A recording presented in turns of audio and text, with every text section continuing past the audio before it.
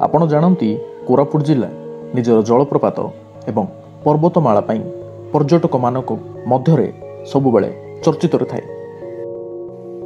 चर्चारे रहिबा कारण हेउची एठारे थिबा बहुत प्रकार जलप्रपात एवं पर्वतमाला जहाँकि प्रकृति प्रेमी को सबुबेले निज प्रति आकृष्ट करुथाए। जदि आपण एही वर्ष शीत ऋतुरे कोरापुट जिला को बुलिबा को आसुंती तेबे आमे आपणको एही बळी सुंदर दुईटी जलप्रपात विषय जणैबु जहाँकि आपणक कोरापुट जिलार टूर को संपूर्ण करि पारिबो। रथिबाली जलप्रपात पटांगी बा जहाँकु लोके गालीगाप्टर बोली मध्य जानते। रथिबाली जलप्रपात कोरापुट टाउन ठारू प्राय 65 रु 70 किलोमीटर दूर रे अवस्थित एवं सेमलेगुड़ा टाउन ठारू प्राय 35 रु 40 किलोमीटर दूर रे अवस्थित।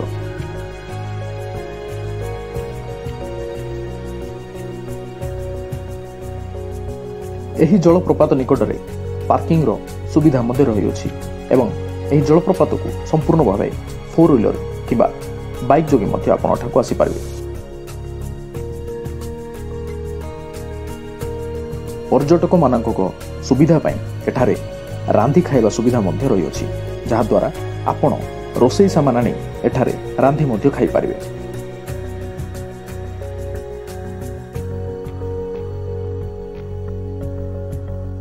एहा छड़ा एठारे टॉयलेट करिवार सुविधा मध्य रही अछि जहा द्वारा एहा कोरापुट जिलार सबुठारु परिष्कार जलप्रपात मध्यरु गोटे मध्य।